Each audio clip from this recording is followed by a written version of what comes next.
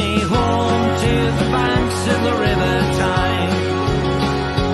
Take me home to the places I call mine. It's a place I love best, 'cause it's better than the rest. Take me home to the banks of the River Tyne. Take me home to the banks of the River Tyne. Take me home to the place that I call mine. It's a place I love best. Yes, it's better than the rest. Take me home to the banks of the River Tyne.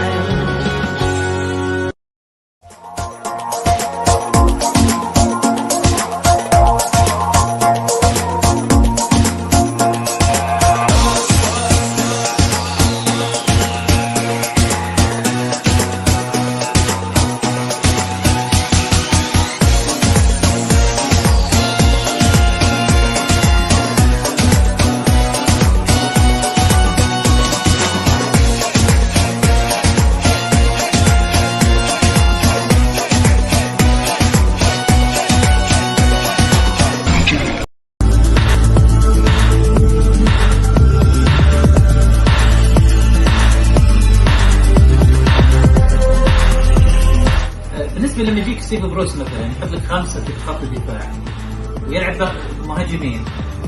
Excuse me, اللاعبين اللي وليد. في النص. What is your VPN? ماي في بي ان. Yes. ماي في بي ان سبايدر في بي ان. Ho ho ho, Santa Dave here. Join me and وليد on Wednesday. Ho ho ho, Santa Dave here. Join me and وليد on Wednesday, 15th of December, 6 p.m, when we'll be discussing Newcastle United during the festive period over the years. Ho ho ho. هو هو ميري كريسماس. ارسل ايرلي. السلام عليكم ورحمة الله وبركاته. أهلا بكم في برنامج نيوكاسل مع وليد، برنامجنا الأسبوعي الأربعاء مع الشيخ ديف. And today maybe he's Santa Dave today. Welcome Santa Dave. Yeah, welcome to everybody in Saudi, and are you وليد? You fitting well? Brilliant, mate. Good. So Good what Santa have for us for news? You have a present as a news. Do you hear some player getting closer to Newcastle and Yeah. transfer window? What's the latest, mate? The latest, obviously, what we're hearing at the minute is that Kieran Trippier seems to be a definite, but people are keeping their cards close to their chest. Eddie Howe was asked about it today, and he wouldn't say anything more on that. But somebody who's apparently turned her down, someone called Seko Fofana, apparently he's rejected the chance to join Newcastle in January. Honestly, I didn't even know we were after him. Never heard of him, Seko Fofana. But never heard anything more than that. So no, at the minute it's still very quiet. It's just those little things you hear now and then. Trippier, Lindegaard, they're still pursuing Lindegaard from Man United. He would be a one that I would take, and certainly Dele Alli. If Dele Alli can be available, he would be a good sort of player. But I think we've got too many players in that position now. I think we've got Almiron, we've got San Maximan, we've got Fraser playing that, and Joe Linton playing that number 10 role. So I don't know whether I'd like to see Dele Alli come, but would he fit in? Would there be a place for him? Lingard, Dele Alli, who you prefer? Lingard. Me too. The striker, get him behind. We need that, somebody who can score goals. So yeah, I'd be for Lingard. But at the same time as well, I like this idea of Kieran Trippier. I can't see Burnley letting us buy Tarkowski because they're in the same sort of situation as us. They're going to need that, keep their best players, because they're fighting off for the relegation as well. So I just think, Junior Turner saying here, take me home to the banks of the River Tyne. He said, I think defense has to be priority. I think the whole world believe that, not just you, Junior. And by that, I mean at least one center back and both full backs strengthening. Also, defense midfielder as well. yeah, I think the game the other night highlighted the game the other night highlighted the lack of decent players in the defensive positions. You know, so I think we need to strengthen that. I don't think Mankio is long term, and I don't think playing Richie left back is going to continue to work. I think we've got to play Lewis, or bring somebody else in if he's not good enough. You know, if they're saying he's not good enough, then bring him in. It's just something popped up there. I don't know what it is. 2 minutes live from 2 minutes ago. I'll just check this out for you. You mean in news? Yeah. Yeah, I just got it here. I think it's Kevin Trippier. Sorry, no. This is Barely Watford has been postponed as well. Yeah, sorry, go on. Yeah, I'm just saying it seems to be that Kieran Trippier is favouring a move to Newcastle. So, yeah, looks like he's going to be. Yeah, actually, we were discussing. I forget actually with whom exactly. Yeah. So regarding Kieran Trippier, but the guy I was talking to, one of my guests, but I forget. So anyway, he said that he didn't expect when I asked him Trippier being linked to Manchester United long time ago. He said, I don't think he will. He's almost 30, I think, or maybe he's past 30. He will not come and to become a substitution for Bisaka. Yeah, no, what did it say? Doesn't say what his age is. As a junior here says, Kieran Trippier favors to move a move to money, I believe, as I have, and not seeing him linked with any other club except Newcastle, also Manchester United. But this was with Ole Solskjaer. Yeah. We're gonna talk about the game tomorrow, but this is not our topic today. Or tonight. Yeah. Our topic tonight, we have two subjects. First one, what you do in Newcastle in Christmas time, and what is the best memories or best games for Newcastle United at Christmas or December time. So let's start with if I came to Newcastle suddenly, Dave, where you recommend me to go in December and these days before Christmas? First of all, get yourself a decent hotel. So you get yourself a decent hotel. I know that very well. But obviously Newcastle this time of year.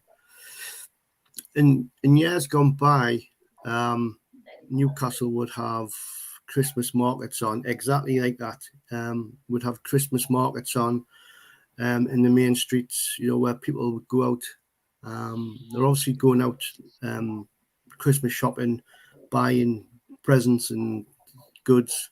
But yeah, it's a good atmosphere. And round by the monument where you can see there now, a lot of people, a lot of stalls are from around the world. Different. They're mainly food stalls and craft stalls. This is another favourite thing that people do in Newcastle. Well, not just Newcastle, but in the UK. It's decorating your house with as much tat as you can possibly find. It's look very lights everywhere. Your electricity bill is going to be rather high, but it's one of these things. I mean, even I've got my lights up outside the house, and not as bad as that. It looks. I've got some nice lights up, but people in the UK and Newcastle, they tend to decorate their houses with lots of lights. It can be. Some can be nice, and some can be a bit tatty. That looks a bit tatty. it's not one theme. It's just as many lights as it can possibly get.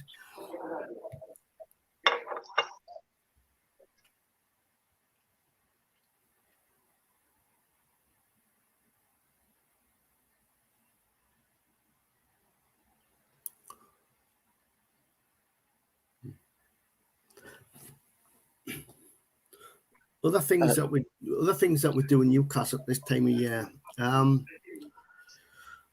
Yes, Phoenix window.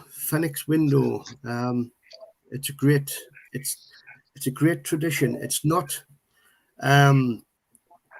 hugely massive. It's just one of those things that they've been doing since 1971, where they put in.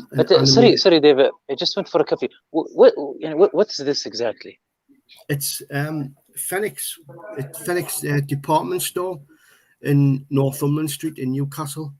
Mm-hmm. And what they do every year, instead of putting goods on display, what they do is they put an animated series of they'll put an animated story on. It can be any sort of Christmas themed story, and it's a great attraction for young families to come along and see the different animations in the window. Mainly it's clockwork sort of type stuff, you know. It's like animatronics, but like I say, it's mainly Disney type stories or Christmas stories. It attracts and when Newcastle City Council switch on the street lights around Newcastle, you can see the sort of crowds it actually it pulls. So people just go down and they go and look at Phoenix windows and fight and push on because people just want to see what's going on in the windows. They bring their children down. It's just a big story. And this year's theme. This year's theme is all about Shaun the Sheep. So Shaun the Sheep's Christmas party. Shaun the Sheep, the cartoon. Yes. Yeah, I used to love it very much. Yes, so that's what the theme is this year in Phoenix Window. It's all about Shaun the Sheep, in their Christmas party. And you notice there's no social distancing going on there, so I hope they're all going to resign. Can't be. I used to watch Shaun the Sheep at the morning and before night sleep because it's quiet. Yes, no noise, no talking, just a sheep bearing on. Blah, blah. Yeah, and the hardest part for me when they were eating pizza. I can't resist sometimes, especially usually when I'm hungry and I saw them eat pizza. It's funny. You need pizza. I need pizza. Brilliant. So this is the theme for this year. Yeah, this year's like Shaun the Sheep this year, and like there's like six windows, and each has a different scene, and it's got sound and music, Christmas music, and it takes you outside the street. You can get hot drinks and food from the shops and stuff like that. This was 2 years ago when they had a carnival down the street in Northumberland, so you could actually go on the carousel, like you go on the Helter Skelter windmill at the background there. But because of COVID, of course, this hasn't been on for the past 2 years, because there's too many people can be in that area. So for the last 2 years, it's been cancelled. And again, this year, it hasn't been on again this year. Although Phoenix Window is actually on, the carnival isn't on this year. Nor is the food market, the markets from around the world where they have different foods on from Germany and Spain and Italy. So they have different food markets on. So it's buying all the delicacies from abroad. But this is started already, the celebration. I know people will not wait, and because I believe 25 or 24 is the family time. But now I think the people celebrating Christmas or the atmosphere, the vibes of December now at the moment. Yeah, definitely. Dave, we didn't agree on this, Dave. Yeah. اوكي And this ما this اتفقنا is على كذا. and this is Merry Alright. Christmas. Merry Christmas. This is a Christmas card from the football club. This gets sent out to everybody on the Christmas card. It's a Christmas card. Merry Christmas, everybody from Newcastle United. So as you can see, a lovely picture.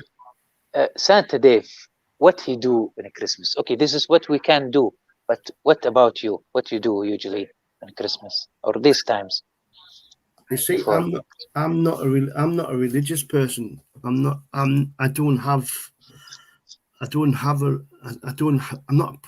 a practicing Christian or anything like that. Yeah, but we're not talking really about religion as the vibes of No, and the but- atmosphere. Yeah, but the problem I have, and I'm, sorry, what I'm taking, as for us as we Muslim, we go and celebrate Yeah. and enjoy the fans and congrat the Christian for the Christmas as well. So we yeah. enjoy the No, vibes but- with them. So it's like anywhere in the world, it's about family. It's about spending Yes. time with family and friends and meeting up. But with COVID, we haven't been able to do this, for 2-3 years now, where people haven't been able to meet up. And Christmas has been Christmas, according to Boris Johnson, Christmas got cancelled last year. Apart from Boris Johnson and his friends who had decided that they would have parties, but nobody else would have parties. I don't want to get political about it, but so what about this year? And what do you mean by cancelled? They cancel what exactly? cancelled Christmas.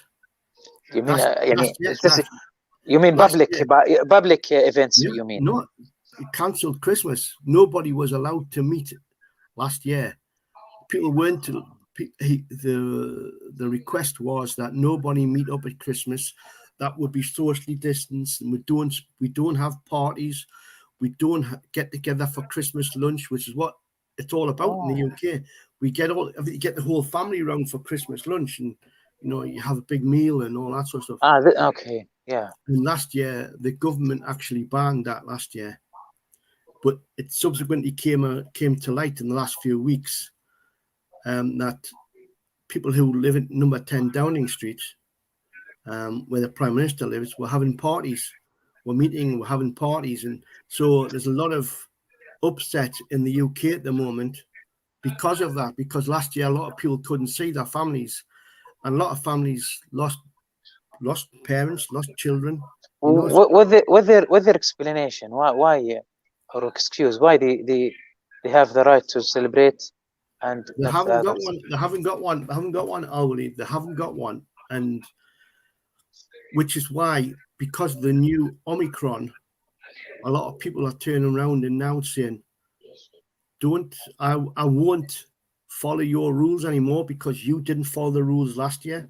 People are saying we won't follow the rules.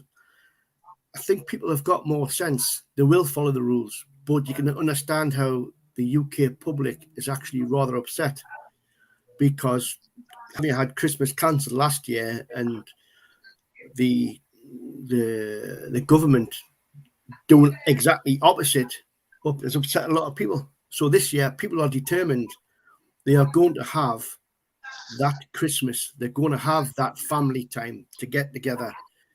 So, and that's what it is. Christmas is all about family and celebrating, getting together. It's not so much about the religion. I agree with that. It's not so much about the religion. It is a big religious holiday, and a lot of people celebrate the birth of Christ, and that, to me, it's a hard day for me because Christmas Day was my mother's birthday, and she's no longer with me. She's no longer here. She died 16 years ago.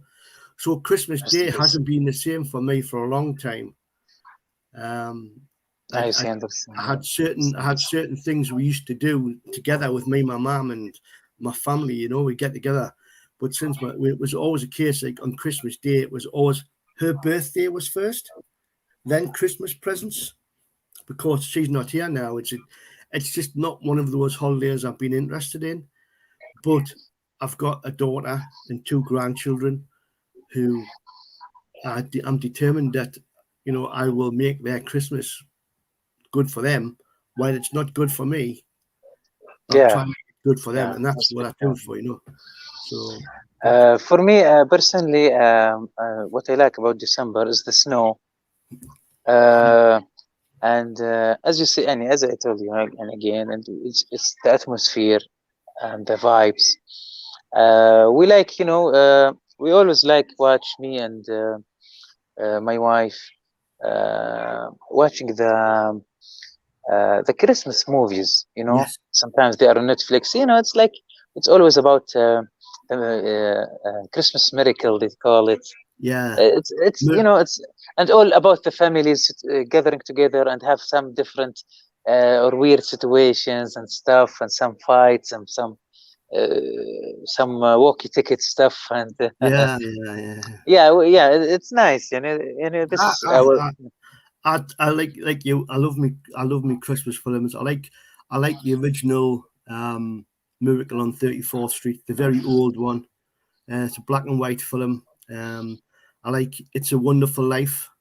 I think that's one of the best. I love watching It's a Wonderful Life. With yeah, okay, so go on, sorry. no, it just says it's one of those films, and I like watching Scrooge. Scrooge is good, about redemption and rebirth, which is like what Newcastle United, we know we're going through. We've had a Scrooge for the past 14 years, and we've woken up this year on Christmas Day. Technically, 7th of October was Christmas Day as far as we were concerned. We woke up to the Scrooge being turned into something magical and having money and distributing wealth amongst the fans. So to me, 7th of October is our Scrooge, our Christmas Carol. Okay, I will ask you to send me, please, the name of the movie to watch, because I am more like I like the new things, like new movie. Okay, put it on. Mm-hmm. Yeah, I don't much big fan of the old movies, but this Scrooge seem fun. Yeah, Scrooge is a Scrooge. Oh yeah, Scrooge.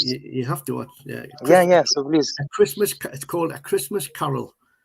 It's been made It's been made quite a few times. It's a old Charles Dickens novel back from the 18. Ah. It's an old No, Charles. send me the version you like or you prefer. Right, okay, I will do. Yeah. Yeah. So this is what we like, and actually, also I like the idea. I learned it from the movies and shows, series. When the kids grow and they believe Santa still exists. Yeah, some kids, I think they are 10, maybe 10 years old, and still believe in Santa. It exists. So it's funny. Yes. My granddaughter still believes, and she's 10. Yeah, Oh, see. she's starting to think. She's starting to think now. She's getting to. Yeah, and this thing come internationally.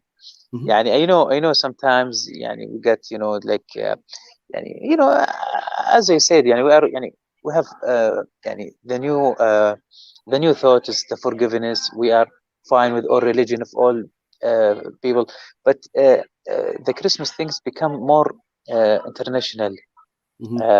Yeah, so and also my daughter talk about this because they see this in the cartoons, in the movies. So she doesn't differentiate what's the difference. So she always like the thing that, and me too, I like it. The socks when they put it and they believe the Santa give you something or some present in the socks, and they put it on the stove. Yeah. Or the fireplace. Yeah, on the fireplace. Yeah. Yeah. You do this or generally? Yes. Yeah. Well, we used to. The girls are now older, but So yes, what actually putting in the socks? And because it's in the small for stockings. stockings. Yeah. In the stockings. Yeah. What we tend to do in UK is the traditionally it was the stockings actually what they would contain are back from the olden days, back in the Victorian days. There would be things like fruit, like oranges and apples and nuts and money and sweets. Today, modern times today, you would get things like, you'd still get some families still put the apple in or the orange in your stocking as tradition, and they still put money in, but what they'll also put in is chocolate money, and the chocolate money, they put those in, plus small gifts. So, like really small gifts, might be a pair of socks for boys and girls, and it could be underwear, just something that little would fit in the stocking. But yes, a lot of sweets would go in the stocking as well, a lot of chocolates. But that's what they put in them now, not so much any presents, because kids nowadays, they get masses of presents. They get loads and loads of presents, so too big to put inside your stocking. But still tradition to hang your stocking up on your fireplace. Honestly, Dave, until what age you still believed in Santa? Me? Yeah, because there is no media at the time. I was about 9, 10.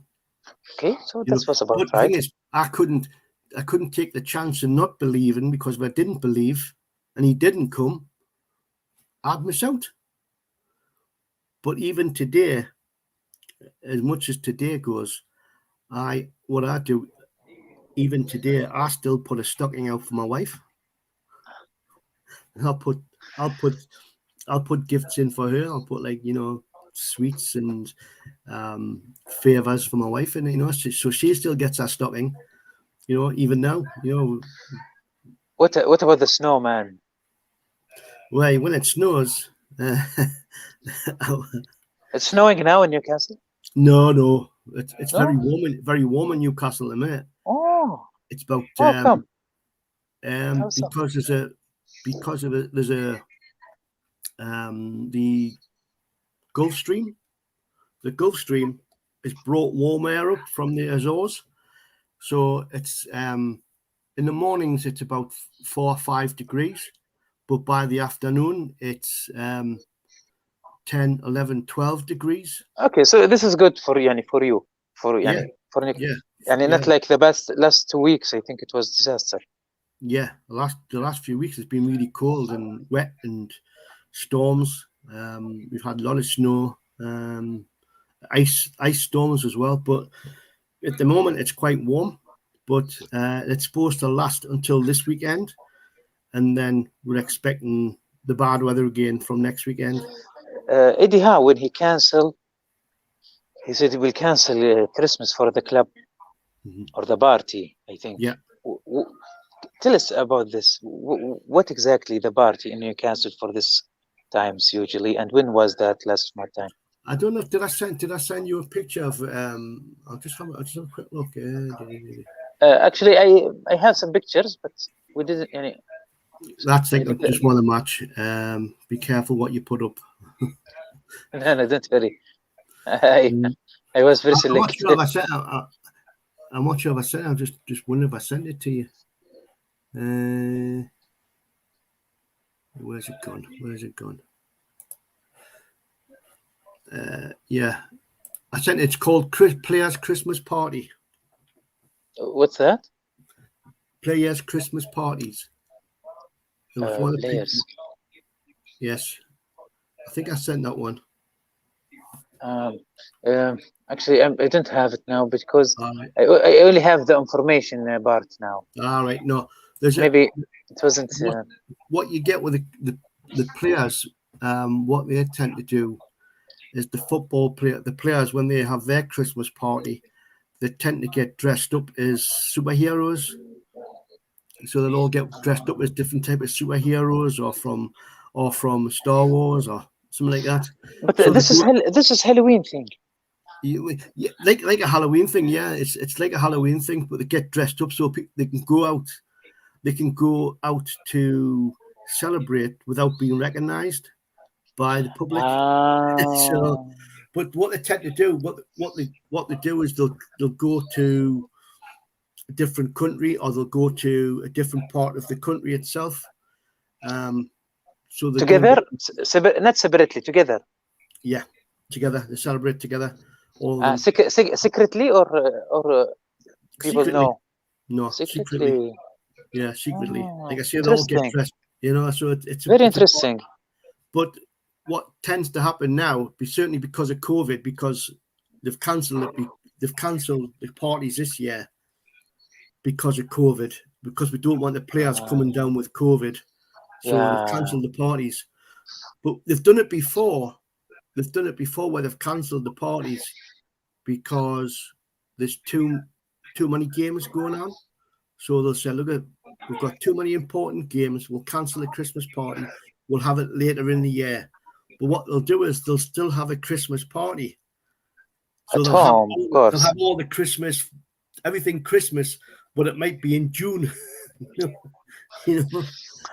But I believe Eddie Howe didn't mention anything about Corona or COVID. He said because the situation of the club regarding the position and the games. Yeah, there's that. But I think maybe that was before Omicron start and this. There is that. There is the fact that, you know, there's the number of games and the situation we're in. We can't be getting players getting injured. A few years ago, I can't remember who it was, but one of the players got so drunk at the Christmas party, I think he walked through a glass door, and he got injured. So that's why, and obviously he couldn't play. I can't remember who it was now, but it was some years. It was some years ago. It was in the time of Kevin Keegan, I think. Yeah, so that's why they tend to say Christmas parties, when we're in this situation, you know, just put it off until we're a bit more settled, we know what we're doing. But what's interesting tonight with you showing that breaking news before with Burnley and Watford being postponed, I think it's a good idea if the Premier League postponed all its games until after Christmas. I think it'd be a better idea if they postponed all the games until after Christmas. There is something about that, or did they just go by game by game? No, I think what was talk. It was talk yesterday because with some other teams there was whose game was cancelled yesterday. It was Man United's game was cancelled yesterday. Brentford Brentford game was called off. Yeah, there's more and more chance that you're going to spread COVID amongst the players when you know. So to me, I think it would make sense just to wait a couple of weeks and then play the games later on. I know that there could be a fixture congestion, but it might also play in our favour, because if we don't start the games until the new year. Yes, exactly. We have more games with the new players. Yes, exactly. That's the way I look at it, you know. So maybe Premier League will say, okay, we'll postpone all games except Newcastle United. They will, aye, they will. No, we always get picked on. Yeah. Okay, because now we have Liverpool, we have Manchester City, Manchester United, Everton, and before New Year, and this is very very hard times. It's cold and hot times at the same time. Yeah. But we've just got to get on with it. On with it. All right. We're gonna talk a bit about Liverpool, but let's talk about the crazy time for Newcastle and Christmas. What the best memories, Dave? I'm sorry, but maybe I have. Just tell me if I'm wrong. I'm not sure if this is the right order. Yes, that's St James's Park. That's the Gallagher end to the right-hand side. Wow, that's the Gallagher. This is since when? Oh, this game was. Oh, this is back in the 1930s. I think it's back in the 1930s. This game. Yeah. So I sit in the same place in Gallagher end. Yeah, that's 80, Gallagher End, 80 years or after 80 years, maybe. yeah, that's the Gallagher End, and Yeah. that stand in front of you, with the Yeah, curve. That's yeah. the west. That's the this old is west stand. this is where we sit in Chelsea game. You you sat on the right hand side behind the goal. This is a stand? No. No, that's the west stand opposite. I will stand. Yeah. Yeah, and the Gallagher is to the right hand side there. That's Yeah. the Gallagher. That's So where you this sat. yeah. Those it seem snowing here. Yes, that's one of the things they didn't have. They couldn't back in the olden days. They didn't have under soil heating. Oh. What they used to do, for the goal areas, for the goal mouth, what they used to do back in the olden days was put straw and hay on the ground, and they put straw. What is that? Straw and hay, Straw? straw, hay, things that cows and donkeys eat, camels eat, straw. Oh, no, I didn't know. So okay, it's something to eat for the horse. Yeah, it's okay. It's what's the benefit? What's the purpose? It's dried grass. So they put that on the pitch, and the frost and the snow would sit on the hay. So they'd come to the football match, and what they'd do is they'd then brush all that off. They'd brush all that off, so the goal mouth was still quite soft. So the outside of the pitch would be still quite hard, but the goal mouths would be quite soft. Should be quite soft, because the hay and the straw and the dried grass would keep the goal mouth protected from the weather. But they would always ask the fans to come in to help clear the pitch. So fans help. Fans would come in and help clear the pitch. الجماهير كانت تساعد في تنظيف الملعب من بشكل كليا. But Dave, why the goal mouth? What about the rest of the field? Because the goal mouth is where all the action would take place. So the goal mouths would be kept pristine, whereas the outside of the pitch, the rest of the pitch might go hard with the frost and the ice. But what they would tend to do is they would leave the snow on the pitch until the last possible moment, and then they brush the snow off so the grass would still be quite fresh. Because if you brush the snow off too early, the fear would be that the pitch would become too hard with ice, and what would happen is the game would get postponed. So know that back in the day, before under soil heating, that's what we used to do. We used to turn up. We'd get Newcastle United are asking for fans to come in to help clear the pitch. That was as late as in the 1980s. Even back in the 1980s, they would get the fans to come in and clear the pitch. They would all get shovels and brushes, and we'd clear all the snow off because we wanted the match to go on. We wanted to see football. Of course, at that time, no TV. Exactly, before TV. Exactly. Before TV, yeah. It would be funny to see this on TV. I'm not sure about the order. If you just tell me, Dave, sorry for this. Because when not this one, no. No, this is okay. Go back that one. Go back that one. Okay. What I wanted to show you off this one. This was from possibly one of the first years we played football in 1893. Now I just took this one as a starter. But 1893. But if you go down. Yeah, if you go down. This is the game result, or? Yes, the games and the results of 1893. And the names. Yes, the goal scorers. Yeah. So where is Newcastle here, or this is Newcastle East? These are the teams Newcastle. No, these are the teams Newcastle East played. Why there would be Newcastle United because it was 1893. So after the team was formed, but if you go down to December, halfway down, you go down and just go back. You've gone the wrong way. Go back. Yeah, sorry.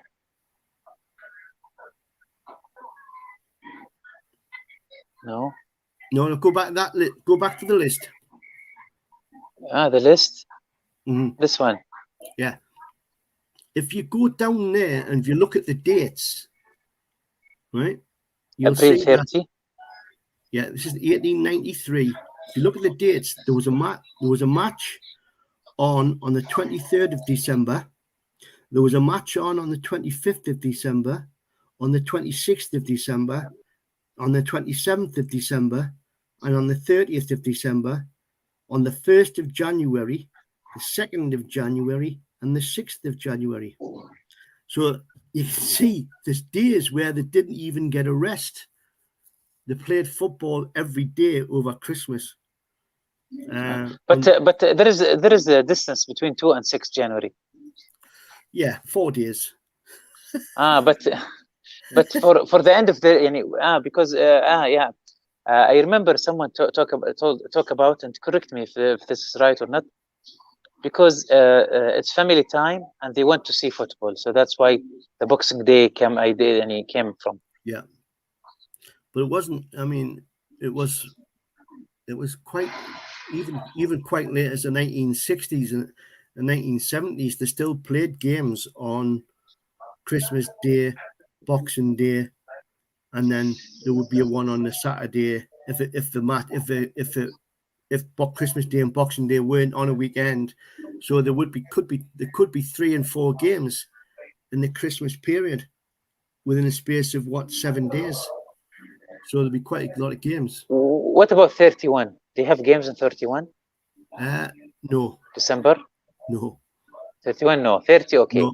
30 okay. 31, no. But 31, obviously. But 1, okay. But what about 1? 1, yes. You can see there. But what if there is a player celebrate late? Exactly.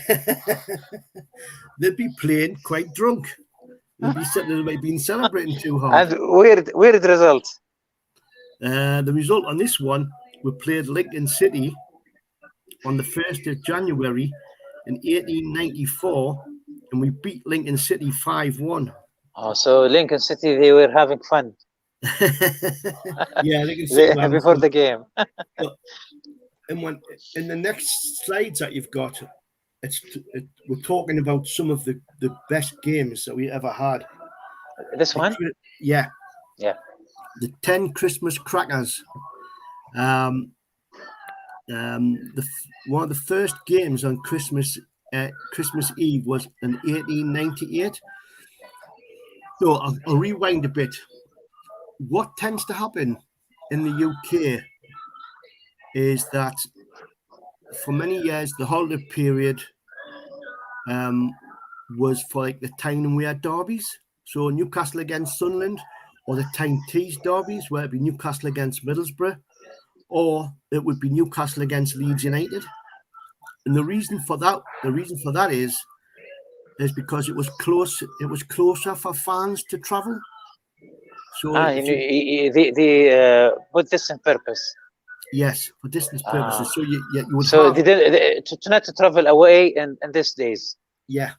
Brilliant. And on some years, you would get, say, Newcastle play Sunderland on Christmas Day or Boxing Day, and then a week later or 2 weeks later, around New Year's, you'd get Newcastle playing Sunderland at Sunderland. So you'd get the reverse fixture very close together. Mm-hmm.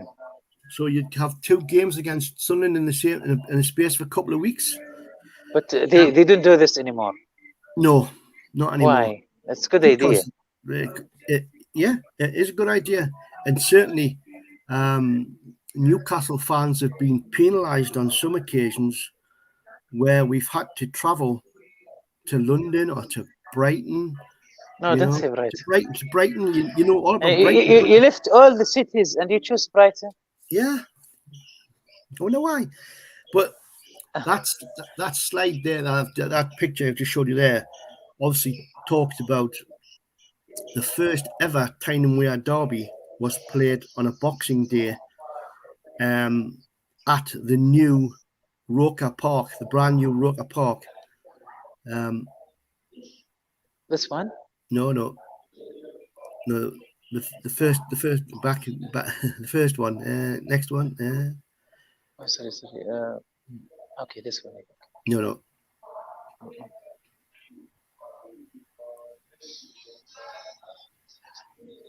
Black and white or colored? It's just it's not a picture. It's just the 10 Christmas crackers. Next one. Yeah. Okay, sorry. Yeah. So if you read that one, Christmas Eve, 1898. Okay, the first ever league Clash. clash took place on this day when over 8,000 Newcastle United enthusiasts, as they were called then, made their way to Sunderland, newly opened Roker Park. United won the match 3-2. Yes. And what follows that is obviously some of the best times we've ever had. In 1955, a Boxing Day again in Roker Park, Sunderland. The Magpies silenced the bulk of the 55,000 home crowd. That's when Sunderland used to get a big crowd. They'd need about 5 games, 10 games to get that many now. But we actually beat Sunderland 6-1 on that game. So the 55 was from Sunderland? Yeah, it was against Sunderland, and we beat them 6-1. 6-1. Oh, yes, Chris. Oh, Chris, you are late, Chris. I didn't see my invite. I just was gonna be like, I'd like to see you guys do your own show. And then I opened my WhatsApp. Well, I started watching the show. Yeah, because I sent you to WhatsApp. It's better to see you asking in the chat. I'm going to gate crash your show on a Saturday morning from now on. Yeah, sure. You're welcome. You're welcome, Dave. I like this view how like I'm on the right, so like Dave is not invisible. You can't see me. You can switch us so that I'm invisible. It's fine. No, it's okay. So we were talking about the best games, Chris, for Newcastle in the Christmas times, and we are talking about 1955 when Sunderland have more fans than now. I think Go on, Dave. Yes, they had 55,000 supporters for that game, but we beat them 6-1. But if you notice, if you read that further on, وليد, at the bottom, on Boxing Day at Roker Park, we beat them 6-1 at Roker Park. And then the next sentence, it says, the very next day, the return fixture. So this is when you would play games home and away within a space of a few days, a few weeks. To save the trouble. So save the trouble because, and we beat Sunderland that second game as well. We beat them 3-1. So in the space of 2 days, we beat Sunderland 9-2. Yeah. So Sunderland, they're suffering from Newcastle very, very long time ago. Yeah, they always did. The next game you can see we played. It's another one of our classed as local teams, Leeds United. Leeds not being too far away, just been in Yorkshire. Leeds are another team, Middlesbrough. I don't know why, but it was never Sheffield United or Sheffield Wednesday. It would always be like Sunderland, it'd be Middlesbrough, it'd be Leeds. That's about as far as we would travel. Certainly on those times. But in Boxing Day in 1969, Leeds at the time were classed as one of the best teams in the country. They were like the Liverpool, Man United of the time, and we beat them 2-1. So with Pop Robson and Wyn Davies scoring goals. Yeah. So another big day for the Geordies. We tend to celebrate those games. Do you want to go to the next one? Okay, next one. I believe this is at the end. No, this is not the end. That one, no. Okay, I think this one, Dave. Yes, 1980, New Year's Day at St James's Park. As you can see there, Alan Shoulders wearing trainers because the pitch was icy and it was rock hard. So players, that was before players had the special boots that they would wear to play on icy pitches. So Alan Shoulder there has obviously got his trainers on, so he's not playing with studs. Wow. But we beat Sunderland 3-1 that day, and we went top of the second division. We were in the second division of the championship, as is now. But we didn't get promoted. We ended up finishing 9th and missed out on promotion. So we didn't get promoted that year. The first year of my life. Shut up. I was at that game, Chicky so-and-so. I was there. Really? Yes. 1980. It's not far. Yeah, I was 1980. I was 17. Thank you very much. Yeah, for me, I wasn't born. No, I just find it funny that of course Newcastle was in the second division when I was born. Yeah. No. For me, I wasn't born yet. Yes, we know. How do we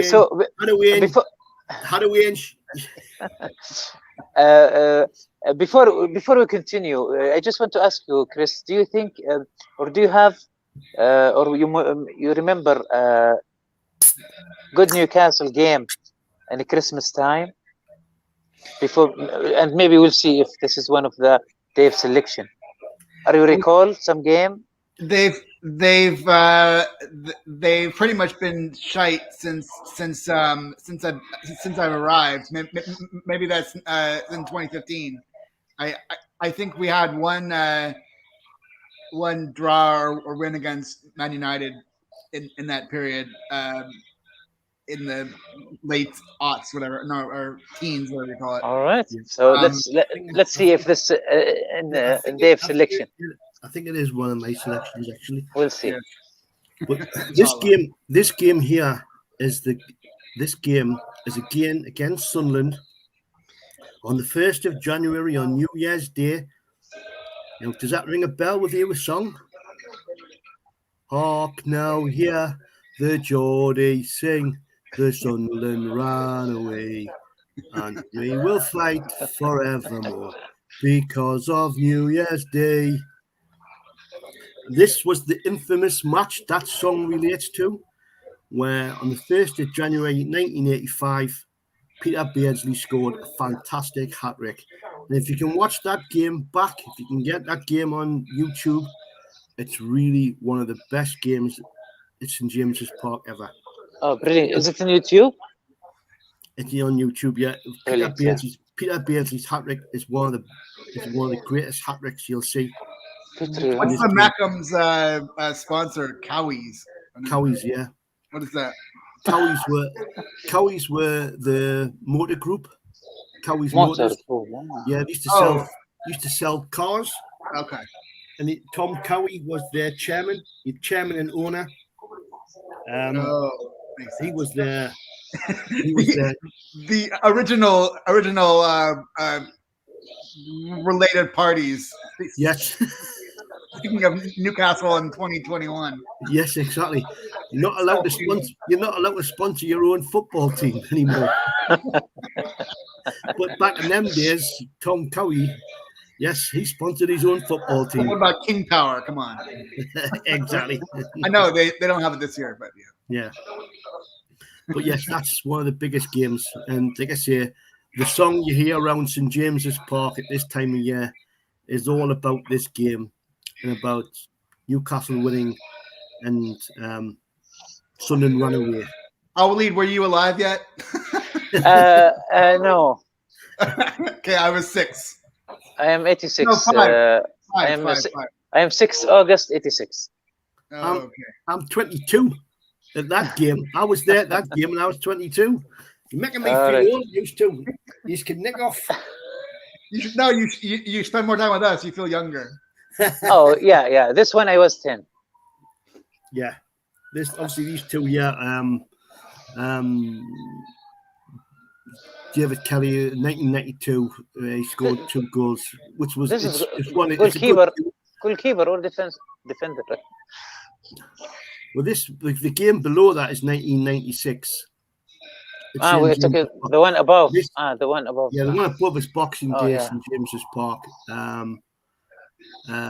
which when we went top of the table, Yeah.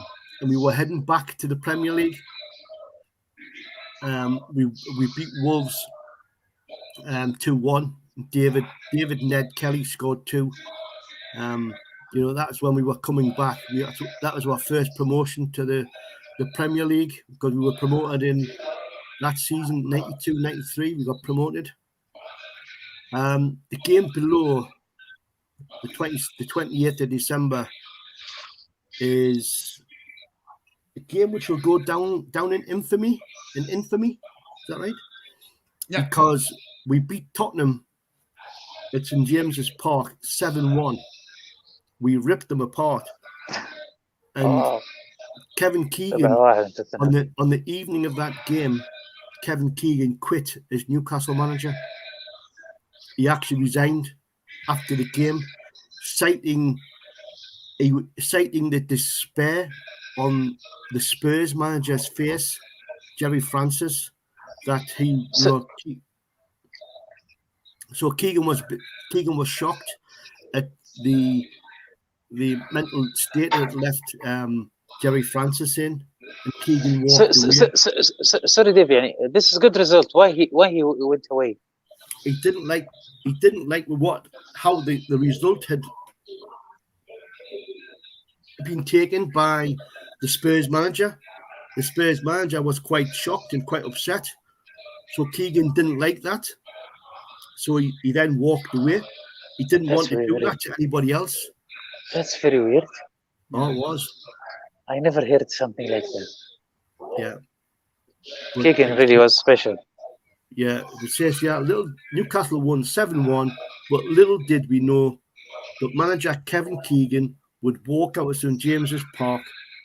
He later claimed the look of despair on the Spurs boss's face at United's crushing victory was one of the reasons he quit.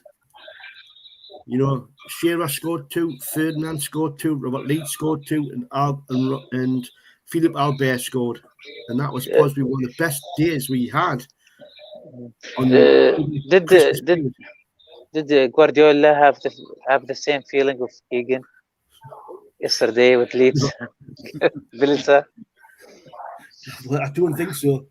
I think it was partly that reason, وليد, and partly that he wanted money. Okay. Keegan wanted money to spend, and Sir John Hall wouldn't give him money to spend. And Keegan left, citing those differences and citing the differences between Jerry Francis. I'm not sure, but if Terry McDermott tried to persuade him to come back. I can't remember if that's the game he actually came back. He did come back after what he walked out previously. And Terry McDermott, the assistant manager, actually managed to persuade him to return. But again, it's one of the worst. It's one of the best and one of the worst nights we've ever had at St James's Park.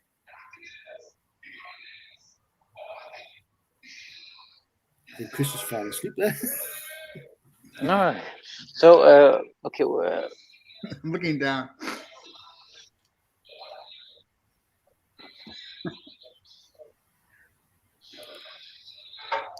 This one is 1996.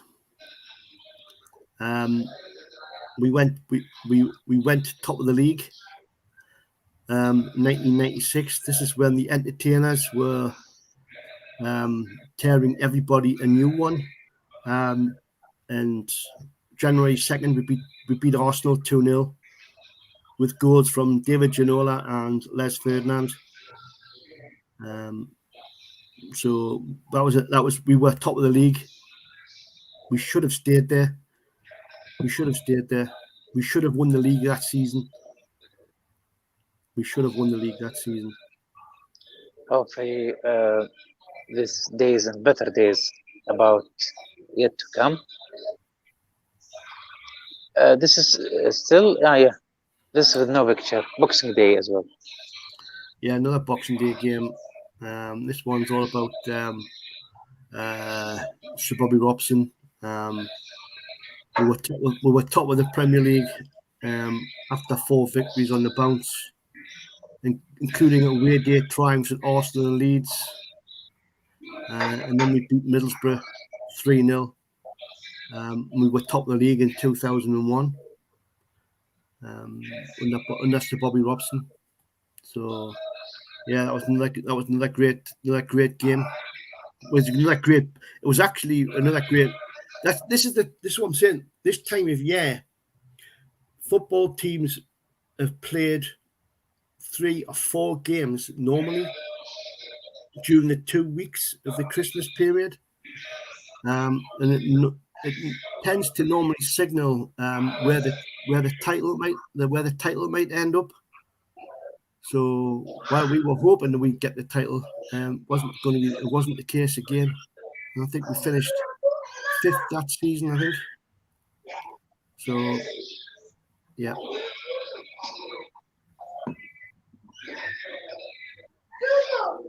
In 2013, were you both at that? Were you old enough to see that game?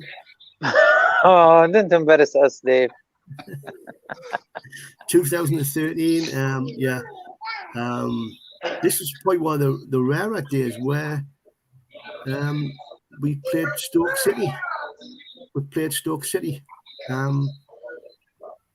We beat them 5-1.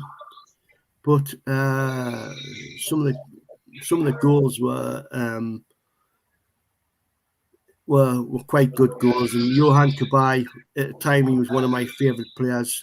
I wasn't a big fan of Luke Remy, but Cissé was playing, and Johan Gouffran. Gouffran was a great player as well. But yeah, 5-1 win. But an unusual fixture is that we were playing Stoke, that we weren't playing somebody who was close to Newcastle. Stoke City supporters had to travel up to Newcastle. Yeah, like the old times. Like the old times. Yeah. We've gone back in time for this one. 2003. Oh yeah, I don't know. Sorry, yeah. I wasn't do it. No, it's okay. Don't worry about it. Yeah. Liverpool. We beat them 1-0. Wow. With the trademark Laurent Robert free kick. I think that's the goal. I'm sure that's the goal they used in goal. You know, can we bring Laurent Robert back for tomorrow night? yeah, let's do that. Yeah, I would agree with that. I'll be behind you on that one, Chris. Yes, but we finished 3rd that season.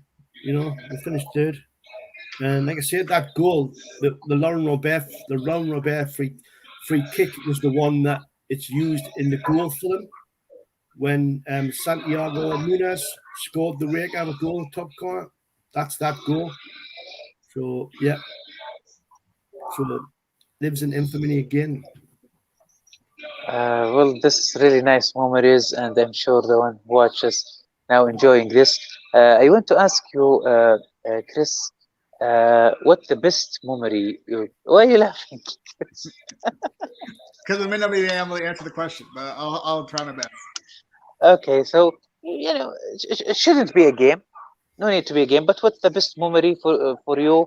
The theme of the show is the Christmas or December time. So what's the best memory? Regardless, there is a Newcastle team or just Newcastle City. If you would like to share with us. So many memories. Well, football-wise, it's definitely when we get a result in the boxing, because every team plays on Boxing Day or the day after. So when we get a result on Boxing Day, so I think I was referencing, was it 2016 when 2015 when we beat Man United. in the Boxing Day game. Yeah, so I'll go with that one if we're talking football. I did. Let's see. My first year in the UK. The first game I ever attended was at St James's Park. Was January 2nd, 2016 against Man United. And that was quite an amazing game for my first Newcastle match. It ended 3-3 draw, and I believe we were down 2-0 to Man United, and then we came back and we tied it 2-2. So that and then of course Man United went ahead again 3-2, and then we equalized for the 3-3 draw. So it wasn't a win, but it sort of felt like it, the way that we fought back so many times. So for that to be my first ever Newcastle match in person after following the team since like 94, 95 was pretty amazing, and something I'll never forget. So I'll even though it wasn't a win, I'll take that one as my best memory. That's really nice, Chris. Chris, you joined us late, so I'm just guessing maybe you have some latest. And I was busy with Dave. Maybe you got some news or latest regarding Newcastle, because now I'm crazy. Now I'm updating every minute. I want to know anything about Newcastle, updates regarding the sponsor or the signings. Yeah, so supposedly we've offered Sven Botman 30 million euros. 30 million. 30 million. 30. For Botman. Yeah. And the quote was, "Players should arrive shortly," but of course he can't arrive until January. So shortly, what is he? He's like he's gonna walk. From wherever he is now. Yeah. No, we lost Ollie. No, he keeps Okay, disappearing. Dave. This is when we take over the show. Yeah, it's the Chris and Dave show. Yes. Okay. Oh man, it only lasted. Oh man, Ollie, the Dave and Chris show only lasted 3 seconds. Oh, sorry, what's that? I said the Dave and Chris show only lasted 5 seconds. Yeah. Well, you Without disappeared. You disappeared, so me and Chris carried on with the Dave and Chris show. Yeah. No, actually, I do it on purpose because I don't know why. Sometimes weird sound shushing, very annoying to my ear, so I have to get out and get back. Some I don't know. Our faces on screen are so handsome that it's burning the screen. You have to reset. I could do with a shave, actually. I need a shave. Yeah, I got wrong off the wife today. Yeah. I don't know how as we talked about earlier. She says to start to look like Albany now. Actually, I was planning to shave completely today, but I didn't have the time. No, you go like me. Just grow it.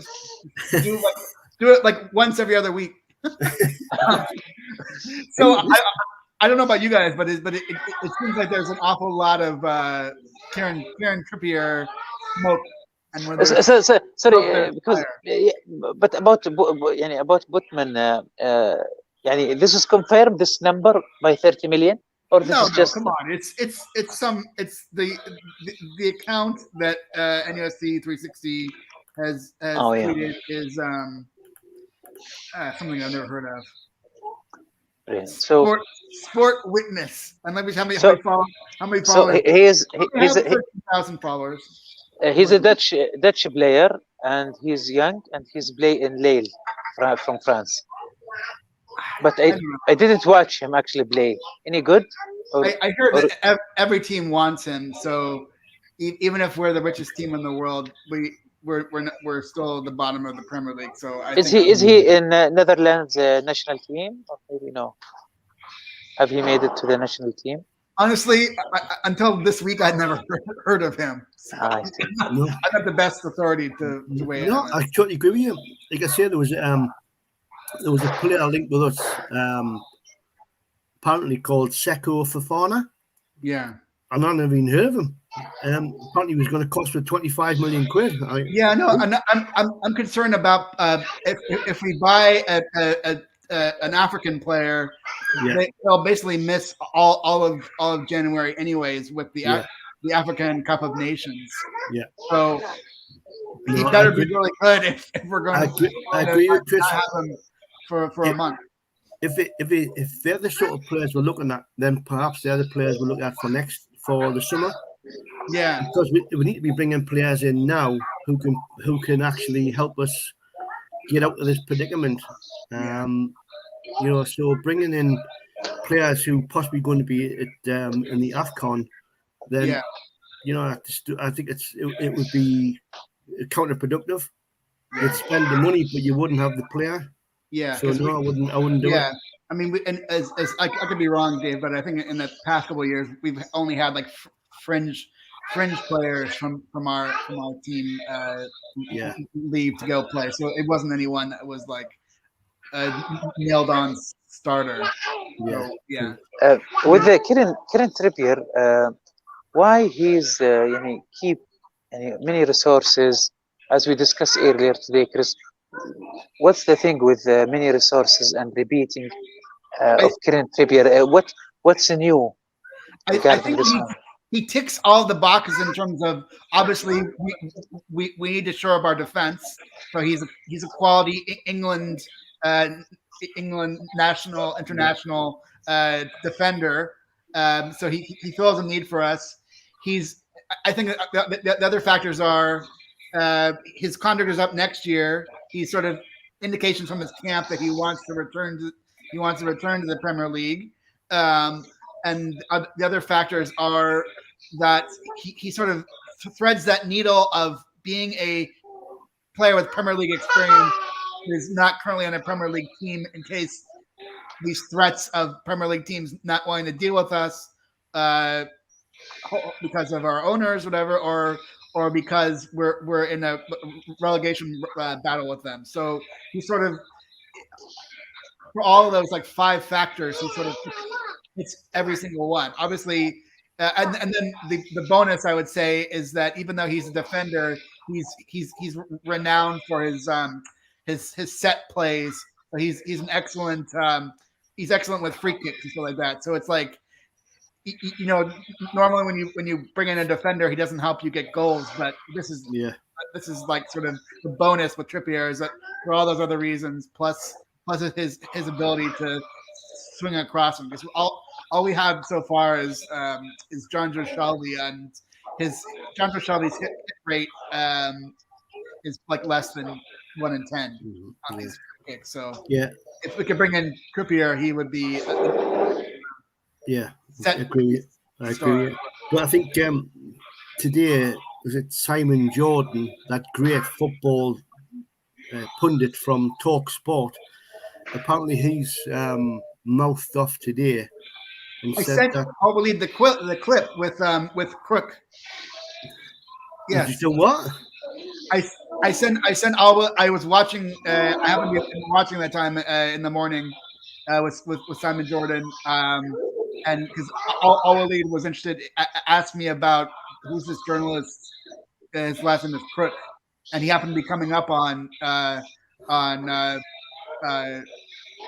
this Simon Jordan Talk Sport, Talk Sport show. So I wasn't sure whether وليد could listen to it or see it internationally. So I recorded the clip of Crook off my iPhone and I sent it to وليd. Because on that he was saying today he was warning Trippier off from joining Newcastle, because the way he was saying that if Trippier joins Newcastle, he can kiss goodbye to his England spot. Yes. Yeah. Who said that? Simon Jones. Yeah. And then they said, and then they brought up the idea that Danny Rose did that. Danny Rose in England International. Danny Rose. I right you. Took the risk and came to Newcastle. Yeah. The only other story that we've got now, we've signed somebody from Liverpool. Yes, he's a technical director. I think he's like not as far as I know. His role is performance analyst. So he watches the videos and he will he's kind of a video coach. But apparently we're giving him a promotion. He's been with Liverpool for like a decade, but is still like in a lower position. So we're giving him a promotion to come to Newcastle. And he previously worked with Eddie Howe at Burnley. I'm wondering, do you think there is some, in your expectation, any contact with the players like Trippier by Newcastle by now, or this is maybe not legal, maybe, or no, is it legal? 100%, 100%. We're talking to his people. So when do you think for ours? Sorry. Yes, I mean we can talk to him, but we can't sign him until the 1st of January. Yes, but we can talk to him because, like Chris says, he's out of contract in the summer, so it would be in the interest of Atletico Madrid for us to get. He has one more year, Dave. I think he's got one.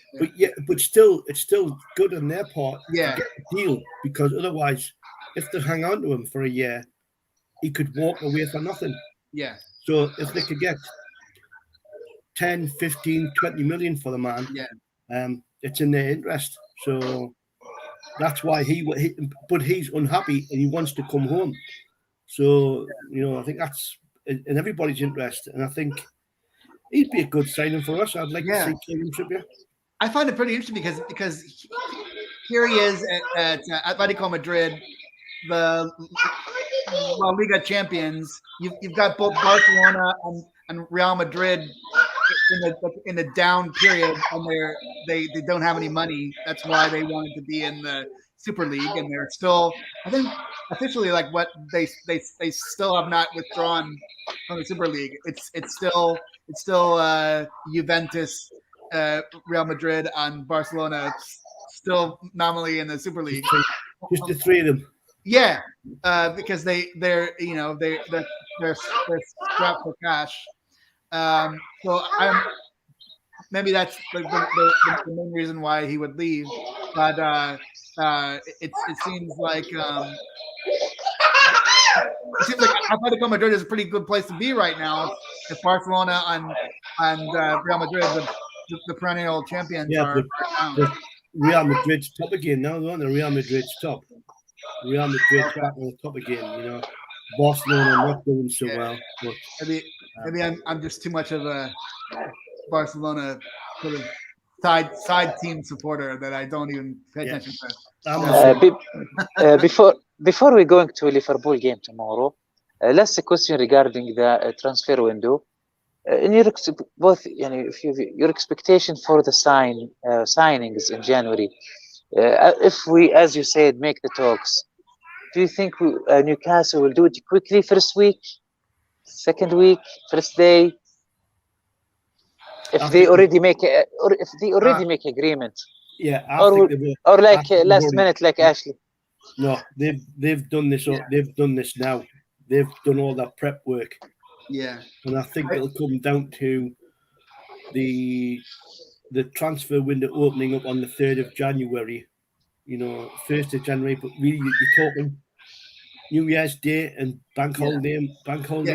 Yeah, no, because remember January 3rd was going to be the date of the arbitration. It's a bank holiday. It's a bank holiday, so we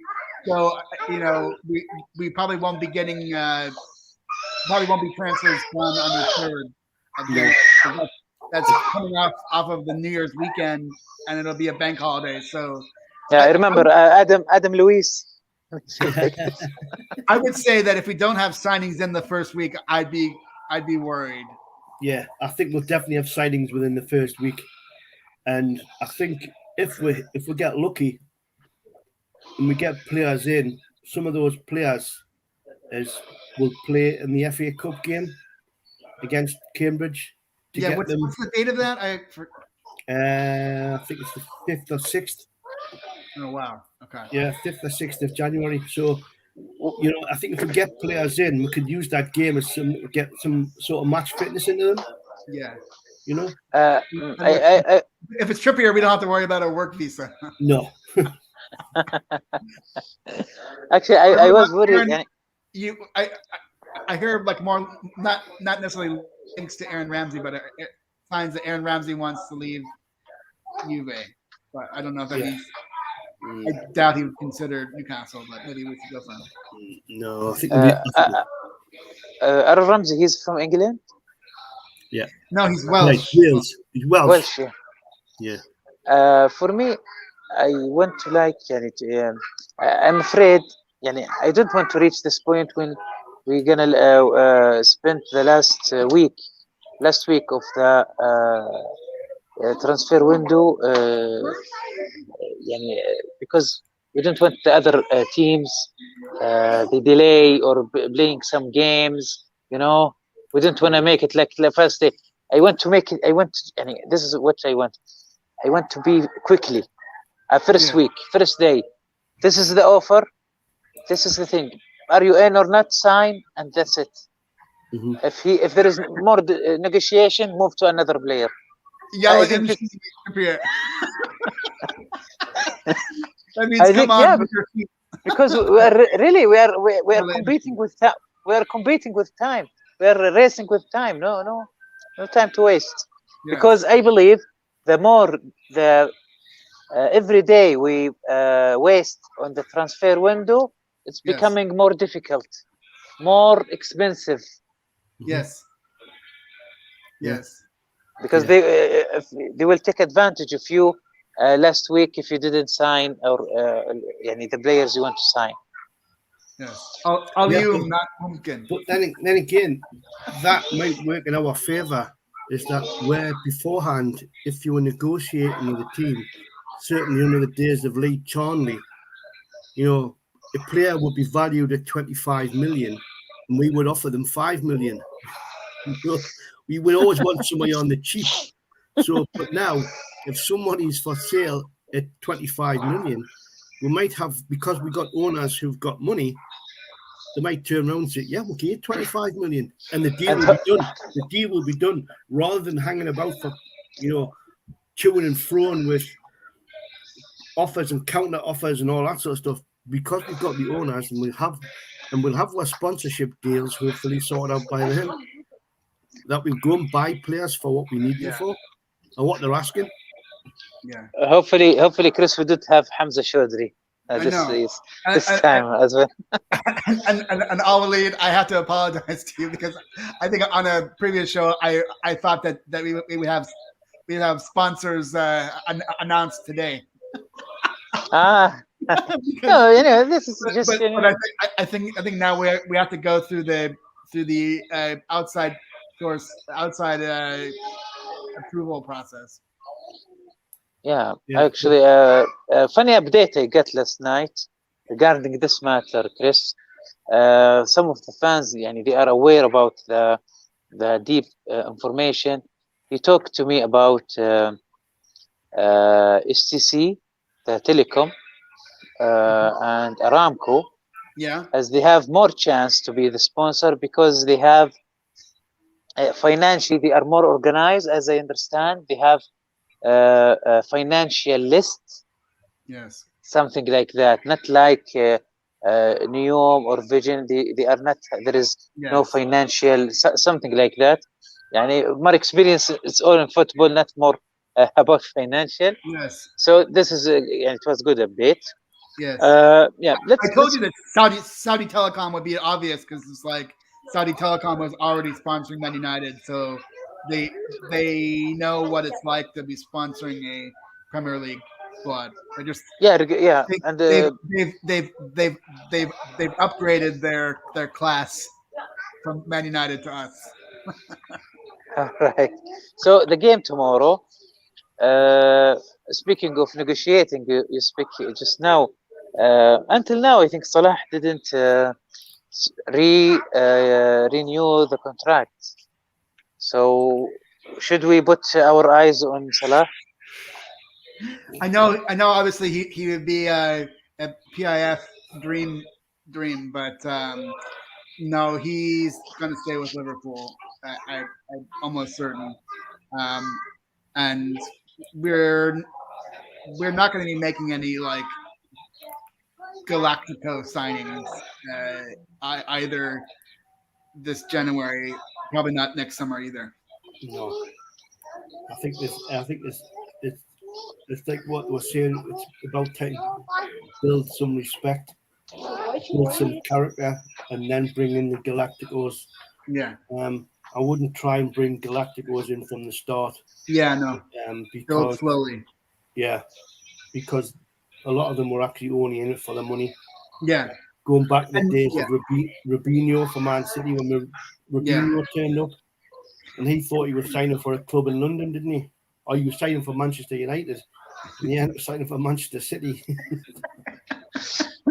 the wrong side of the tracks. We definitely need to build from the back. So we want to build, from defense to midfield, and then worry about our strikers. But we definitely do need like a backup or a second striker to Callum Wilson, because he's just too injury prone, and very, very clearly Dwight Gale is not the answer. And I wouldn't be surprised if we ship out Dwight Gale as one of our outgoings this January, because he clearly can't find a place on in our starting 11, and he's got value for championship clubs. He has a good championship goal scoring record. It's just he's on very high wages. So the question is, would a championship club take him, and would he take them at like reduced wages? Probably not. I don't think I think wages wise, I don't think he'd bother. He wants to play football. I think he'll go to a championship club. I think that's where he's destined. There's a few other players who go exactly the same way. Birthday party. Birthday party. Actually, You're surrounded by gold. No, actually, I'm in this sponsor of the supporter Saudi club, and I think there is some customers have a birthday, so let's sing with them. Everything looks like shiny like gold. You're right. You're right, Yes. and above you with lattice work. And then actually, I'm sitting here. Behind you. I'm sitting here. Someone have my spot, so I said it's okay. Someone's got his spot. So, okay, I will ask you this question: how we can be happy tomorrow? I will put you mute. So. Honestly, I don't want a Man City lead score. No, yeah. No, Liverpool. I mean, are we gonna play Liverpool? Yeah, but I'm saying I don't want the 7-0. Yeah, I don't want an American football score. No. 7. No. Yeah, I mean, I think if there's one thing we can be confident about against Liverpool, Man City, is that Eddie Howe will bring the squad ready to play, and there's not going to be any. I'm holding to my prediction that he's not going to play ASM, and maybe not Willock, because he wants serious players who are going to press, who are going to challenge every play, not take plays off. And I think ASM is in this sort of rut where he needs kind of some head time. So against the top 2 teams in the league, it'd be sort of a good time to give him a rest. And also the same for Joe Willock to get him back. You know, when Joe Willock began his run last year, he wasn't starting; he was coming off the bench. So maybe some super sub. He said he didn't like the super sub moniker, but maybe going into this period that he comes off the bench and provides a spark, but maybe doesn't start. Dave, how to avoid crying tomorrow? Don't cut onions.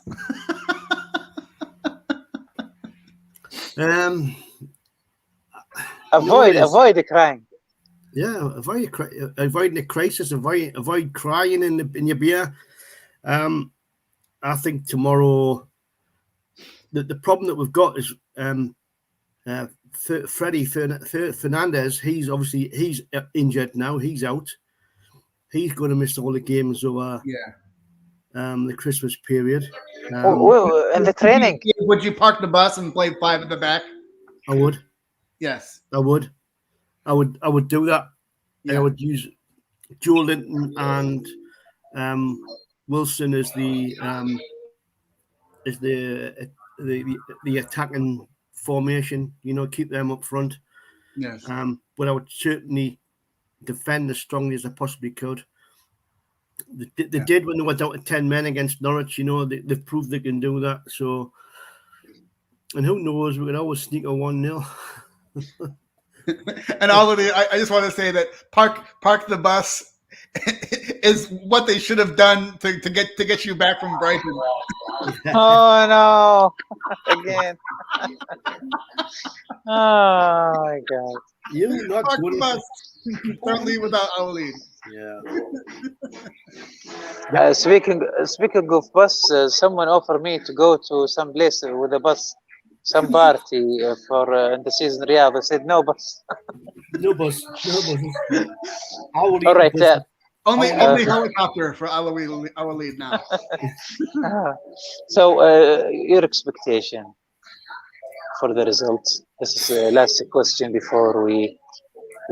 Honestly, my heart says a draw, but my head's saying 2-3-0 defeat. Yeah. You know, let's not forget who we're playing. Let's not forget how they're scoring goals at the moment. They're scoring they were up until a few weeks ago. They were scoring an average of 4 goals per game. You know, let's get that. Let's hope beyond hope that COVID strikes Liverpool and they decide not to play. Yeah, I'm going to go with a reverse Stu Penman and say we're going to lose 3-1. And the goal is not going to be from the run of play. The goal will either come from.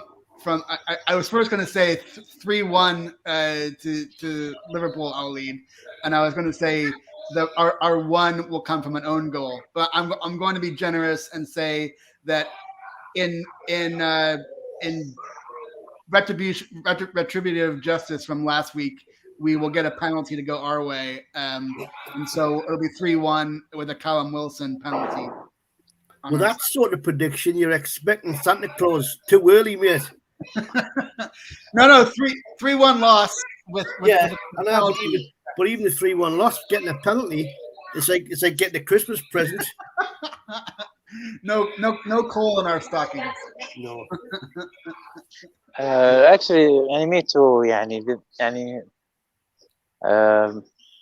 Liverpool, they are very, very great at the moment. So, and they can't stop scoring. I think they're trying to match Manchester City style of play. They're not stopping. They try to get goals and goals. So the only way to beat them if they are not lucky tomorrow. Yeah, I don't think that Mo Salah he doesn't have a great record against. I mean, like in terms of goal scoring, I don't remember him scoring like maybe. Wow, we really are taking over the show, Dave. Yeah, we are. I will Yeah. I mean, can you remember? I don't remember like Mo Salah getting. He's definitely not got a hat trick against us, but I don't remember him getting like more than one goal ever against us. Yeah. So maybe. maybe he doesn't have a. I think Mo Salah has scored the odd one or two, but that, like I say, he hasn't been massively prolific against Newcastle. Yeah. But saying that, neither have Man City. Yeah. Neither have Man City. They've sometimes struggled. Yeah, we've beat them. We've drawn against them. We haven't beaten Liverpool in a while. But we did get 2 draws against them last year. 0-0. Gosh. Remember what was it like? I remember the 28th of December was a 0-0 draw. Mm-hmm.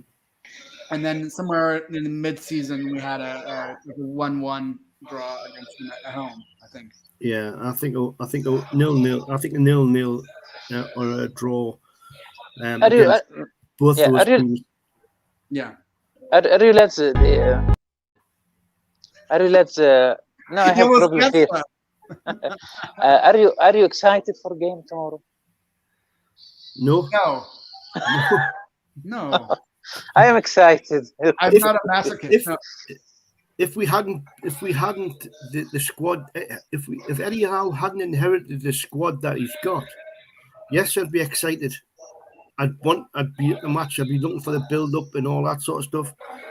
But because of what he's been left with, yeah, I'm being realistic. Yeah. And Newcastle supporters always are. People call us deluded, and we always expect more than what we should expect. But you ask majority Newcastle fans, they'll say, "We're not stupid. We know our hearts rule our heads." In most cases, but we don't expect tomorrow to be anything other than hard fought. We want the players to try their best.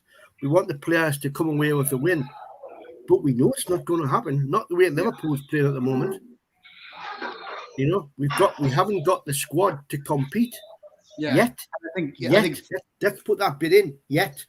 Fernandes being out is a big deal. I mean, like the fact that he's not even available for us. Yeah, that spells trouble for me. Yeah. I'll read one thing I forgot to mention before. One of the traditions in Newcastle before Christmas. It's the Friday before Christmas, and it's a night when a lot of people go out on the town. They drink lots of brew ale, they drink lots of beer, they have lots of Guinness. And it's called Black Eye Friday. That's why I read it in Junior Turner comment, but I didn't get it. Black Eye Friday. It's when everybody seems to get absolutely drunk, absolutely mortal drunk, and it ends up in a lot of trouble, a lot of fighting. Drink takes over, and it's known as Black Eye Friday. It's when all the Christmas parties are on, and it all kicks off. So that's a big tradition in Newcastle. I don't know about London, Chris. I don't know if you have Black Eye Friday. No, I've Black Eye Friday sounds like a bust up in Brixton. Hopefully tomorrow will not be Black Eye Friday tomorrow. At the end, thank you, Chris and Santa Dave, tonight for this special show for Christmas and what you do in Newcastle in December times. Thank you for joining. Thank you for watching, and see you next time. And good luck, Newcastle. Away the lads. We're 16. Away the lads. Away the lads. Good night. Good night. All the best, Chris. All the best, وليد.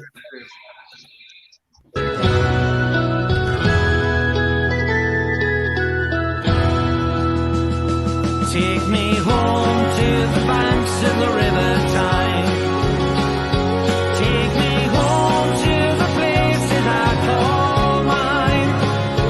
It's a place I love best, 'cause it's better than the rest. Take me home to the banks of the river Tyne. Take me home to the banks of